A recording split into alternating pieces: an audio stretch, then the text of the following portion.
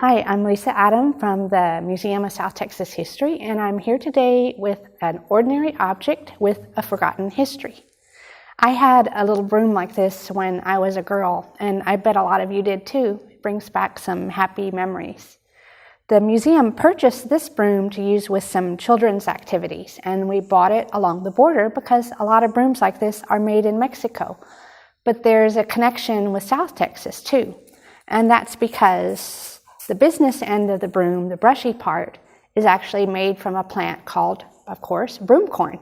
And broom corn used to be grown in South Texas, especially near the McAllen and Edinburgh area. Now, despite its name, broom corn isn't corn. It's actually a kind of sorghum. And I have an example of the top of the plant here. It's actually a very tall plant.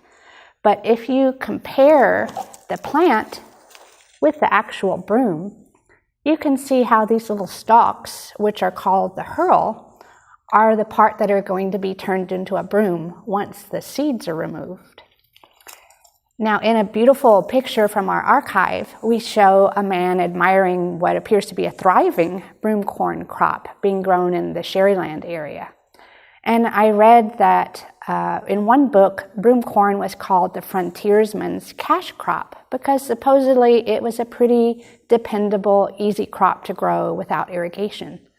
And if you think about it, before vacuums, everybody needed brooms, not just in our homes, but factories, stores, farms, warehouses, you name it.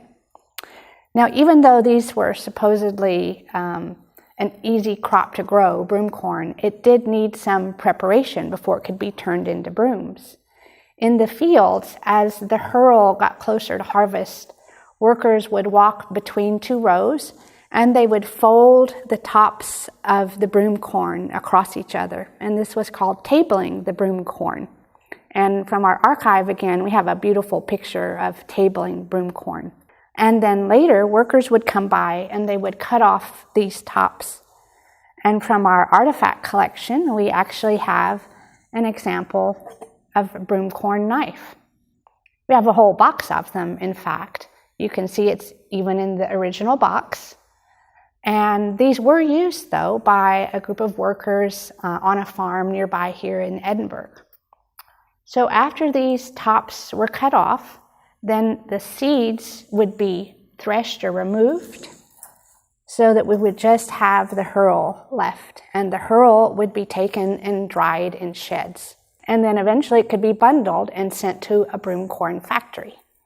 Someone let me know if I'm wrong, but as far as I know, there's no broom corn being grown today in South Texas. But I did find out that there's still a lot of it that grows in northern Mexico. And in fact, I learned that the center of broom making in Mexico is in nearby Nuevo León. Now, if you want to surf some more on YouTube, there's some really interesting videos that show people making brooms in Nuevo León. And it still takes quite a bit of skill and time to make just one broom. So there's an interesting backstory to this everyday object that a lot of us take for granted. Thanks for watching today. Hope you'll come back either online or in person to visit the Museum of South Texas History, where we love telling unique stories.